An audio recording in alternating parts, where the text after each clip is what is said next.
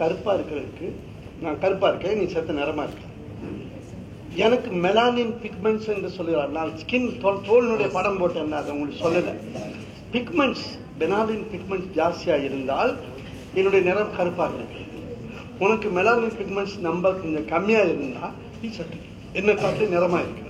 அவ்வளவுதான் வித்தியாசம். அது ஒரு வியாதியா இருக்கு சார். ஹேர் பிளான்டேஷன் சொன்னீங்களா சார்?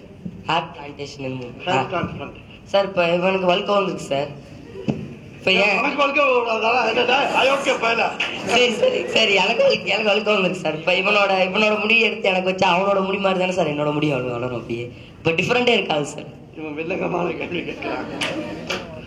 அதாவது உன்னுடைய நான் சொன்னேன், அந்த அம்மாவுடைய ஐப்ரோஸ்ல இருந்தோ அந்த அம்மாவுடைய உடம்பின் வேறு பகுதியில இருந்து முடி எடுத்து வைக்கலாம்னு சொன்னேன். இந்த அம்மனியினுடைய முடி எடுத்து உனக்கு வைக்கணும்னு சொன்னா ப்ராப்ளம்ஸ் தான் வெரி. ரெண்டாவது, இதை பற்றி அவர் மொயல்ல நிறைய ஆராய்ச்சி பண்ணார்.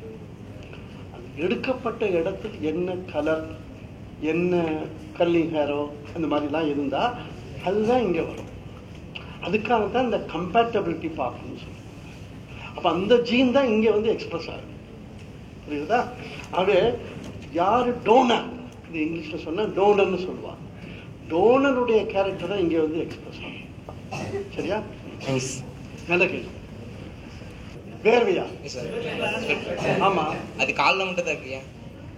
அப்படி நீங்களா சொல்றீங்க, எனக்கு தெரிஞ்சு அப்படி இல்லை சார். நான் ஒரு சாட்டை கேட்டதுக்கு அவர் தான் சொன்னாரு. நம்ம உடம்பு யார் சொன்னா? எனக்கு தெரியாது. இந்த அம்மா சொன்னாங்களா? அவள்கிட்டே கேட்டுங்க, நான் சொல்லலப்பா. சரி சார், தண்ணி வந்து மண்ணில் ஊற்றுனோம்னா என்ன சார் செய்யும்? தண்ணி ஊற்றினா, தண்ணியை மண்ணில் ஊற்றினா கிராவிடேஷன் ஃபோர்ஸ்னால அப்சர்வ் பண்ணும் சார். அதே மாதிரி மழை வந்து தண்ணியில் பட்டா ஏன் சார் வந்து தண்ணி அப்சர்வ் பண்ணாமல் அப்படி தேங்கி நிற்குது? தண்ணி அப்படி அல்ல, தண்ணி உறிஞ்சு அந்த கீழே போகக்கூடிய சக்தி ஓரளவுக்கு தான் இருக்கு இல்லையா? ட்ரையா இருக்கிறதுக்கு கீழே உறிஞ்சு போறது. எக்ஸஸா ஒரு அளவுக்கு மேல ஊத்துனேன்னா இன்னும் தண்ணி கீழே போயிட்டு தான் இருக்கு. ஆனா எக்ஸஸ் வாட்டர் இருக்கிறதுனால அது ஹரிசாண்டல் மூவ்மெண்ட், வெர்டிக்கல் மூவ்மெண்ட் தான் சரியா இருக்கும் சட்டப்படிக்கு, கிராவிடேஷனல் ஃபோர்ஸ் படி. ஆனால் ஒரே நேரத்தில் நீ அதிகமான தண்ணியை ஊத்துனா அந்த கிராவிடேஷனல் ஃபோர்ஸ் இறங்குறதுக்குள்ள இந்த தண்ணி ஹரிசாண்டலா வந்து. இதுல எவ்வளவு வித்தியாசம் இருக்குன்னு கேட்டா, தம்பி உங்களுக்கு இந்த இதுக்கு நான் சொல்லுங்க, மெலானின் பிக்மெண்ட் இல்லை அதனால இது இல்லை. நீங்க ஏன் வரலன்னு கேட்டீங்கன்னா, இந்த இடத்துல இருக்கக்கூடிய gene do not express to produce to synthesize melanin. சரிதா? இப்போ முடியல மெலானின் சிந்தசிஸ்க்கு உரிய ஜீன் எக்ஸ்பிரஸ் பண்றது, அதனால இங்க கருப்பா இருக்கு. உங்களுடைய உடம்பு நிறமா இருக்கு, அது காரணம் அங்கே எக்ஸ்பிரஸ் ஆகலைன்னு அர்த்தம். ஆனா இந்த பையன் கேட்டதுல முக்கியமான ஒரு சக்தி இருக்கு. இப்ப இந்த இடத்த எடுத்து நீங்க கிழிச்சேன்னா ஒரு ஸ்கார் வரும், காயம் வரும். பழைய ஸ்கின் வராது, அங்க முடி வராது, அங்க பிக்மெண்ட்ஸ் வராது. ஒரு ஸ்டம்ப், சயின்டிபிக்கா சொன்னா ஒரு ஸ்டம்ப் வரும், காயம்னு தமிழ்ல சொல்றது. ஆனா இங்க தெளிச்சல்னா என்ன ரேகை இருந்ததோ அந்த ரேகை வந்துடும் இல்லையா? அதனாலதான் படியாத வாழ்க்கெல்லாம் எந்த காலத்திலையும் இது மாறாது. 2000 வருஷத்துக்கு முன்னாலேயே வச்சுதான் கை நாட்டு போடுறாங்க. இப்ப கூட கையெழுத்த காட்டிலும் கை நாட்டு தான் பெரிய விஷயம். அது காரணம் என்னன்னா, இந்த பகுதியில் இருக்கக்கூடிய differentiation process is not here. அப்போ இந்த உடம்புல இந்த வெறும் கையில மாத்திரம் எவ்வளவு பெரிய வித்தைகள்லாம் இந்த ஜீன்ஸ் வச்சிருக்கின்றது. இதாண்டா எத்தனை கோடி இன்பம் வைத்தா இறைவா போட்டின்னு நமக்கு தெரியாது. என்ஜாய் சார், சரியா? ஆனா நீ மோந்து பார்க்கறது அந்த கிரிட்டிக்கல் லிமிட், டைட்ரேஷன் பாயிண்ட்னு சொல்றாங்களோ இல்லையோ, அந்த பாயிண்ட்டுக்கு நீ இன்னும் வரல. அதனாலதான் மோந்து பார்த்தா அதனால உனக்கு ஒன்றும் வந்துடக்கூடாது. சரியா? சாப்பிடு, அதனால ஒன்றும் தப்பு இல்லை. நம்முடைய eyeballs are structured to focus on a particular point. நாம எங்கிருந்து வந்திருக்கோம்? குரங்கு மாதிரி ஒரு குரூப்ல இருந்து வந்திருக்கோம். அப்ப குரங்கு ஒரு மரத்துல இருந்து இன்னொரு இடத்துக்கு தாவணும்னா இட் ஹேஸ் டு ஃபோக்கஸ். அந்த focus பண்ணுங்கிறதுக்காக during the checkered history of evolution the eyes have been focused. இந்த கெமலியான் தன்னுடைய எனிமிட்ட இருந்து தப்பிக்கணும், அதே சமயத்தில் இறைய பிடிக்கணுங்கிறதுக்காக தன் 2 பக்கம் சுத்தி பார்க்கிறது. சக்தி என்று சொல்லக்கூடிய பெட்ரோல் ஆன் பண்ணா என்ன நடக்கிறது? ஸ்கூட்டர் மூவ் பண்ணுது. அப்போ மேட்டர் என்று சொல்லக்கூடிய சிவபெருமான்ல போய் சக்தி என்ற பார்வதி ஒளிஞ்சு கொண்ட பிறகு matter combines with energy, there is action. அதனாலதான் சிவபெருமான் ஒரு டான்ஸ் பயங்கரமா ஆடுவார். அது காரணம் என்னன்னா ஆக்ஷன் இஸ் கமிங். அப்ப நம்ம ஆள் பெரிய ஆளுன்னா அதெல்லாம் உங்களுக்கு சொல்றதுக்கு டைம் இல்லை. இந்த நம்மள மாதிரி புத்தி இல்லாதவனுக்கெல்லாம் இது சொல்லக்கூடாதுங்கிறதுக்காக அப்படி ஒரு சிலையை வச்சுட்டான். அந்த காலத்தில் 97% பீப்புளுக்கு படிக்கலை, அதனால அவளை பயமுறுத்துறதுக்காக இப்படி பண்ணி வச்சிருக்காங்க. ஆனால் அதுக்குள்ள அர்த்தம் ரொம்ப இருக்கு. சரி, thank you. We are running short of time, so I request the participants to reserve your questions later. And his bachelor degree in geography from Government Arts and Science College, his masters in geography and PhD in water resources management from University of Madras, Chennai. He was the first rank holder in graduate and postgraduate studies. He was awarded UGC and CSIR fellowships for his doctoral degree and research associateship programs at University of Madras. His advanced trainings were at Indian Institute of Remote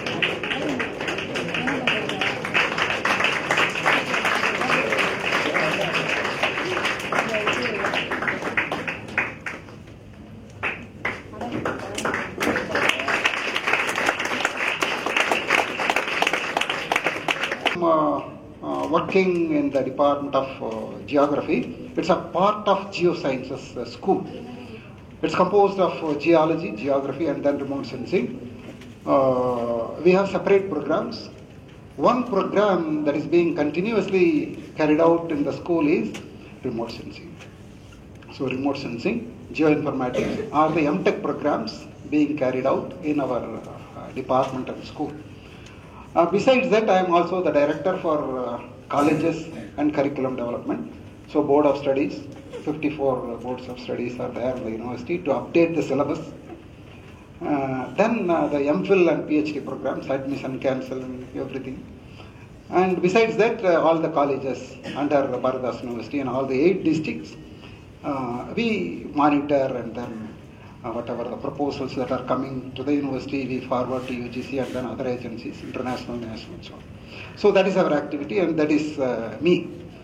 I am going to talk about the applications and then opportunities in geosciences. Probably you might have enjoyed thoroughly with Professor T.J. Pandian, who is the top star mentor in DST, in Inspire. We have completed at least 100 Inspire programs in Tamil Nadu. Probably TJP would have completed 150. I am nearing 100. He might have crossed 150. This particular lecture is on applications and opportunities in geosciences. Next one. Yes, if you look at the revolutions of the humankind, industrial revolution, these are all the 3 major revolutions. In 1980s, we have the IT revolution and BT revolution of 90s, and then GT revolution. Some say it is nanotechnology revolution, and some believe it is geotechnology, because whatever the terrorist attack and then the planning, execution, everything is related to satellites, and mostly we call this as geotechnology decade. Next one. Okay. Geosciences involve a number of branches, including geology, which deals with the materials, study of the materials beneath the surface of the earth, the gases, the rock, the minerals, and whatnot. So anything that is beneath the surface, if you study, then that becomes a part of geology. And then if you study the materials on the surface, a little bit on the atmosphere, some up to say 10 kilometer, and then a little bit beneath, a few meters beneath the surface, and then surface activities of the spheres of environment. Their interaction with the human body, human beings, then that is geography. Most of the times we study this in the form of maps. Then that is geography. And third one is meteorology. If you study the materials up to say 10 kilometers, normally we take 10 kilometers boundary, then that is meteorology. Ramanan solvar liya, adha solvar. No, mala varada apdi mar varada. எனக்கு அவருக்கு ஒரே வாத்தியார் தான், எனக்கு 2 பேருக்கு ஒரே guide தான். நான் ஃபர்ஸ்ட் ஸ்டூடெண்ட், அவர் கடைசி ஸ்டூடெண்ட். அதனால இவங்களுக்குள்ள நிறைய கான்ட்ரவர்சி வரும். உங்களுக்குள்ள ஏன் சார் வரல அப்படின்னா அவர் சொல்லுவார். ரீசன் என்ன அப்படின்னா, அவர் ஏன் சொல்ல முடியல அப்படின்னா, அவருக்காக அவர் சொன்னா கேட்காததெல்லாம் இல்லை. The thing is that we don't have the historical data. யூரோப்லயோ டெவலப்டு கண்ட்ரீஸ்னா 100 years ஹிஸ்டாரிக்கல் டேட்டா ப்ரிசைஸா இருக்கும். நம்ம கிட்ட இல்லை. ஏன்னா கலெக்டரேட்ல போயிட்டு அந்த ரெயின் கேஜ் மெஷர்மெண்ட் ஆளு என்னன்னா, இங்க ஏதாச்சும் பக்கத்துல கடையில போய் ஏதாச்சும் சாப்பிட்டு எங்கேயாவது படுத்துட்டு இருப்பார், நாளைக்கு ஏதாச்சும் ஒரு நம்பர் எழுதி வருவார். So based on that we cannot forecast. We cannot totally we cannot rely on this, and therefore our forecasting is not reliable. அவ்வளவுதான். Basically எல்லாம் if you say that this is the exact 12.4 millimeter அப்படின்னா 12.4 தான். அந்த 12.7 அதோ இல்ல 0 போடுறதோ அதெல்லாம் கிடையாது. Therefore we have to rely on it. That is the third point is meteorology, and fourth one is oceanography. So water bodies in the spheres, and therefore that is the fourth one. And then you have so many other branches. That is about geosciences. Let us talk about surface of the earth. The earth, the planet, is covered by 14 major plates and 14 minor plates, and they are dynamic. These plates are dynamic. Their direction of movement, the speed of the movement cannot be predicted. Let us see now. Next one. See, this was the condition of the earth surface. இருக்கு, ஆனா இல்ல. 152 million வருஷத்துக்கு முன்னால we were with Antarctica. Our neighbors were Australians and then South African people, and then South America. So we were together. And then next one. So we started moving in different directions. See, we departed from Antarctica. இப்போ ஒரு வீட்டுல 4 பொண்ணுங்க இருந்தேன்னா கல்யாணம் ஆன உடனே நம்ம பையங்களே பிரிச்சு போயிடறோம், அப்புறம் எங்க பொண்ணுங்க இருக்கும். Okay. We started moving, India started moving towards north, Australia towards northeast, and so many other directions. We are we departed. Okay, that was the condition 94 or 100 million years before from now. Next one. So this is 94. Next one. 66. Jurassic Park படம் பாத்தீங்களா? அந்த டைம்ல we were in southern hemisphere. So luxuriant growth of vegetation. Okay, and then we were in southern hemisphere. We were nearer to Madagascar, and this is the country. Next one, and this is the modern world. இன்னைக்கு இப்படி இருக்கோம். நாங்க civil சர்வீஸ்ல எத்தனை பேர் civil service ready ஆயிட்டு இருக்கீங்க? IAS ஆகணும், IPS ஆகணும், IFS ஆகணும் சொல்ல முடியாது. நிறைய பேர் கையை தூக்கினாலும் நல்லா இருக்கும். திருச்சி இவ்வளவு ஐக்கிய வச்சுட்டு ஓகே பரவாயில்ல அப்படின்னு சொல்லணும். பரவாயில்ல. Okay, thank you. இப்ப என்னன்னா நாங்க உட்கார்ந்து இருக்கும்போது கேட்போம். So in which hemisphere India is located அப்படின்னு சொல்றீங்க?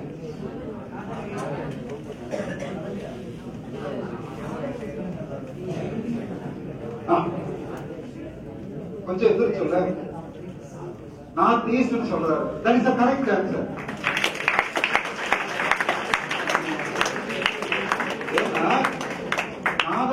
நிறைய சொல்லுவாங்க. நாங்க ஒரு 14 பேர் உட்கார்ந்து இருப்போம் சிவில் சர்வீஸ்ல. ஃபைனல் ஒரே ஒரு நாய்க்குட்டி உட்கார இருக்கிற மாதிரி உங்களை உட்கார வச்சுட்டு மற்ற நாய்கள்லாம் வேட்டை நாய் கடிக்கும். இந்த நாய் இந்த கடிக்கெல்லாம் தப்பிச்சிட்டீங்கன்னா then you become IAS officer, IAS officer. இப்ப நான் உட்கார்ந்து நான் இந்த மாதிரி கேள்வி தான் கேட்பேன். இது மாதிரி ஒரு 500 கேள்வி வச்சுட்டு இருக்கோம். ஏதாவது ஒரு பிட் எடுத்து கேட்டுருவேன். கேட்டு எஸ் சார் நான் you become IAS officer. So we are above the equator, and therefore we are in the northern hemisphere. And east of Greenwich, and we call this as northeast hemisphere. And what about Australia? Which hemisphere Australia is located? And North America? இங்க பாரு அந்த பக்கம் temperature. It is temperature based. Thermal is temperature based, and we can classify. ஒரு 4 கிளாசிபிகேஷன்ல ஆக்டிவா இருக்கிறது கொஞ்சம் இருக்கிறது. In between we can take the class. So that is remote sensing, that is thermal remote sensing, and you can apply this to the terrestrial surface. And radar. What is the expansion of radar? Ranging. So radio detection and ranging. And when you have a fog or smoke or something like that, then probably during that time you have to use only the radar. So for example in Uttaranchal, when we had the landslide, flooding and heavy downpour, we used only the radar to detect எந்தெந்த village காணாம போச்சு, எந்தெந்த இடத்துல landslide இருக்கு, எந்தெந்த இடத்துல road இல்லை அப்படின்னு பார்க்கறதுக்காக we are using the radar. And the last one is GPR. GPR னா உங்களுக்கு தெரியும். What is GPR? This is ground penetrating radar. இங்க நேரு மெமோரியல் காலேஜ்ல இந்த காலேஜ் ஆரம்பிச்ச புதுசுல ஒரு 100 டன் தங்கம் இருந்ததா. எத்தனை டன்? 100 டன். இது எங்கேயோ இந்த கேம்பஸ்ல புதைச்சு வச்சிருக்காங்க. அது எப்படி கண்டுபிடிக்கிறது? இந்த கிரவுண்ட் பெனிட்ரேட்டிங் ரேடார் யூஸ் பண்ணீங்கன்னா எந்த இடத்துல இருக்கு, இல்ல ஏதாச்சும் திப்பு சுல்தான், ஹைதர் அலி இல்ல மத்தவங்க எல்லாம் ஏதாச்சும் ஒரு டனல்ஸ் ஏதாச்சும் கட்டி வச்சிருக்காங்களா, திருச்சி மலைக்கோட்டையில இருந்து ஏதாவது டனல் எல்லாம் கட்டி வச்சிருக்காங்க அப்படிங்கிறாங்களா, அதெல்லாம் கண்டுபிடிக்கிறதுக்காக you can make use of the GPR. இல்ல அது தேவையில்லை. இது it's only for some few meters, ஒரு 15-20 மீட்டர் கூட மட்டும் தான் பெனிட்ரேட் ஆகும். அதுக்கு மேல போனீங்கன்னா then you have resistivity meters, geophysical instruments. இதுக்காக all these together இல்ல ஒண்ணு ரேடாருக்கு எக்ஸ்பென்ஷனா? Okay. So these are all the subfields of remote sensing. And let us say the second domain, GNSS. GPS னு கேள்விப்பட்டிருப்பீங்க. What is GPS? We avoid using GPS. Why? Because it is an American satellite. அவன் ஏதோ use பண்ண நம்ம use பண்ணிட்டோம். So probably we are going for a universal word, that is the abbreviation that is called GNSS, Global Navigation Satellite System. எவ்வளவு kilometre? எனக்கு தெரியும். ஒரே அட்டி முத்து ஒரு அட்டி கொடுத்து ஓடிப்போ அப்படின்றீங்களா? என்ன சொன்னார் அவரு? டிஜே பாண்டியன் சார் என்ன சொன்னாரு? So in the geoscience related வந்து information வந்து the nature information is very very pertinent. இது எல்லாமே டெய்லி லைஃப்ல வந்து இது பாத்தீங்கன்னா எவ்வளவு தெரியுமா? ஆப்ஷன் ஏ பி சொல்றோமா இல்ல? Option A less than 5 km, option B 5 to 10 km, option C 10 to 15 km. Less than அது தப்பு. The answer is it flies at an altitude of normally 9 km. Sometimes 10 போலாம், 11 போலாம், 8 போலாம்.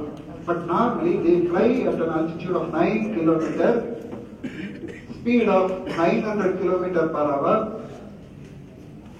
and Indian origin இருந்து ஏதாவது ஒரு இடத்துல இருந்து யூரோப்பியன் டெஸ்டினேஷன் போறதுக்கு 9 hours.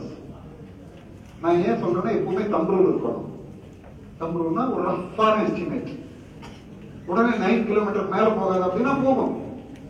நீங்க இருந்து இங்க ஒரு 9 hours 10 hours வந்து இந்தியாவில இருந்து யூரோப்ல ஏதோ பாரிஸ் போறீங்க அப்படின்னா நார்மலா பாத்தீங்கன்னா ஆவரேஜா 9 கிலோமீட்டர் பறந்துட்டு இருக்கும். சரியா? அதனால நான் சொல்றேன் 9 கிலோமீட்டர் 900 கிலோமீட்டர் பர் ஹவர் 100 நிமிஷத்துல ஒரு ஆர்பிட்ட போடும். And they are related to the sun's position. When the satellite is moving from north to south and back in 100 minutes, then what would be the rotation of the earth? Earth rotate ஆகுமா நின்ட்டே இருக்குமா? West to east or east to west?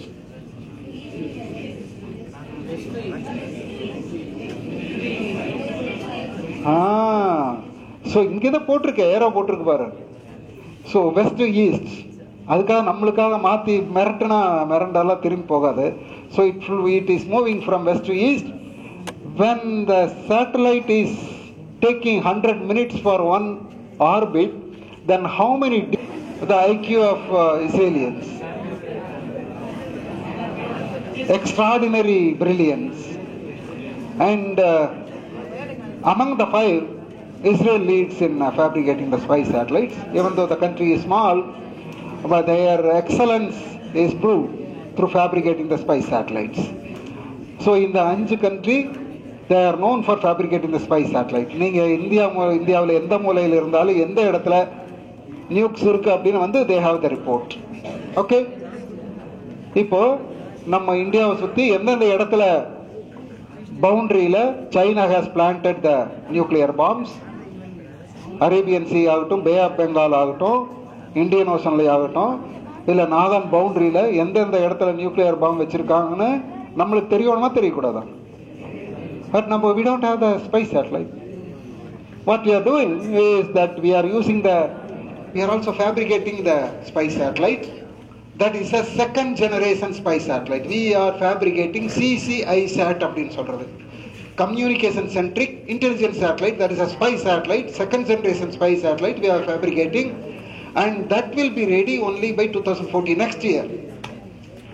அது சொல்ல முடியாது அடுத்த வருஷம் ready ஆகுமா அப்படின்னு சொல்ல முடியாது. But we are trying our level best, and we are fabricating the spy satellite through DRDO. What is the expansion of DRDO?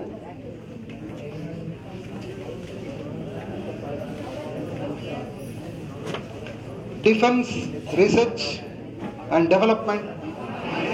அந்த ஓக் மட்டும் கரெக்டா சொல்லிடுறீங்க. யுனெஸ்கோ ஆகட்டும். Okay, that is DRDO. Next one. Okay, this is an electronic era. கவலையே பட வேணாம். உங்களோட ஒரு நாட்டோட capability is not in the hands of number of ships. Warships இருக்கு, எங்கிட்ட 10 வார்ஷிப்ஸ் இருக்குன்னு சொல்றதுலையோ, இல்லை எங்கிட்ட 1 மில்லியன் .303 ரைஃபிள் இருக்குன்னு சொல்றதுலையோ, இல்லை 10,000 அர்ஜுன் டேங்க் இருக்குன்னு சொல்றதுலையோ இல்லை. சேட்டலைட்